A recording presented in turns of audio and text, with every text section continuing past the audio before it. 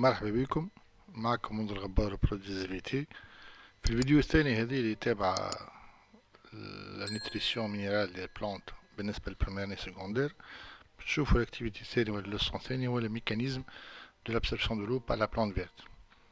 Donc avant tout, on va essayer de voir les conditions de l'absorption. Premièrement, des observations. Si on place des graines de pois chiches homs dans l'eau, أنا الحمص الشيء هذا قبل ما نطيبوه نرميه في الماء، شو يصير له؟ Il se gonfle. علاش؟ خاطر ça doit rentrer d'eau à partir من الماء اللي في الميليو l'extérieur vers la cellule. Par contre, une plante est plongée dans une eau riche en sels minéraux. نحطو النبتة في ميليو مالح برشا، في برشا أملاح. Donc la plante elle se fane. تتبال علاش؟ خاطر فما l'eau qui sort de la plante vers le milieu extérieur. Donc sachant que les graines, les fruits, les plantes, tous ces végétaux se sont formés par plusieurs cellules végétales. Donc l'hypothèse qui se pose, les échanges d'eau au niveau des cellules dépendent de la concentration du milieu extérieur. Dans les cellules végétales, il dépend de la concentration du milieu extérieur. On appelle concentration, c'est la quantité de substance dissoute par litre d'eau. نسبة الأملاح في الماء، هذيك معناها la concentration. Donc, on va faire une expérience. Donc, dans cette expérience, on a besoin d'oignon, le psal, une solution concentrée et une solution hypotonique qui est eau distillée, microscope et d'un scalpel et d'une lame. Bon, on va prendre l'oignon. On a besoin de l'épiderme interne d'oignon. L'oignon rouge, elle est très facile à manipuler. On ne peut pas travailler sur les poils absorbants, donc on va travailler sur des cellules végétales. Comme cellule talpsal, elle est facile à manipuler et les phénomènes sont les mêmes. Donc on va verser une solution d'eau très concentrée. Puis on va prendre un fragment de l'épiderme d'oignon qu'on va le placer dans la solution très concentrée en sel, 40 grammes par litre, et un autre fragment dans une solution d'eau distillée. Puis on va faire des observations microscopiques en jetant de l'eau colorée ou l'eau iodée qui va colorer les vacuoles pour faciliter l'observation. Donc on place le fragment sur une lame et on le couvre par une lamelle. Puis on va faire l'observation microscopique.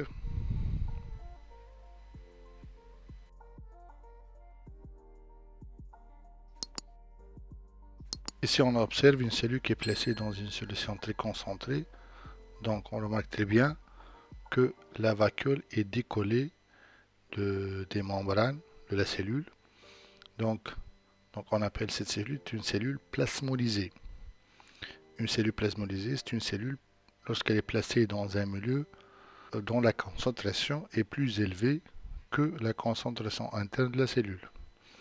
Donc c'est qui provoque la sortie de l'eau de la vacuole vers le milieu extérieur, d'où le décollement de la vacuole de la membrane squelettique. Et on a cette image, c'est une cellule plasmolysée.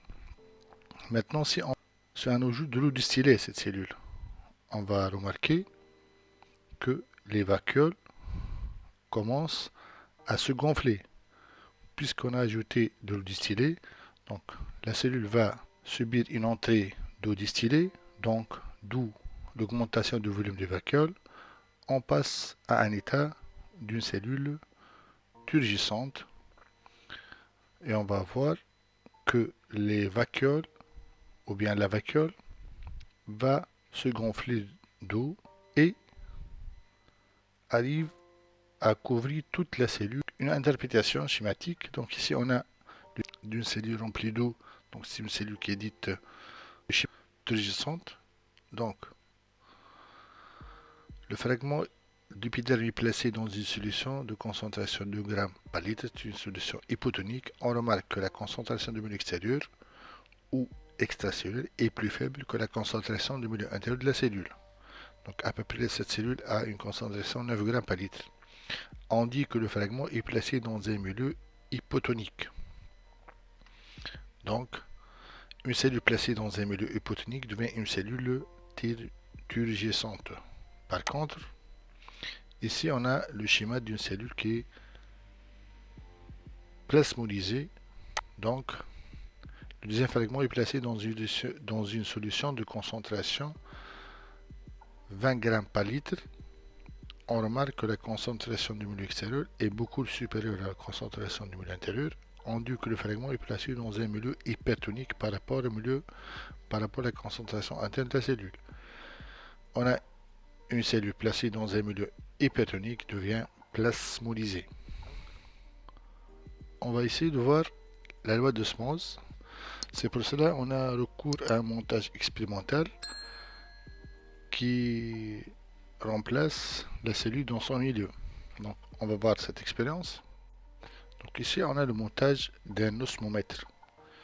Donc ça c'est le montage expérimental qui remplace la cellule dans son milieu. Donc ici on a un bécher qui est rempli d'eau distillée.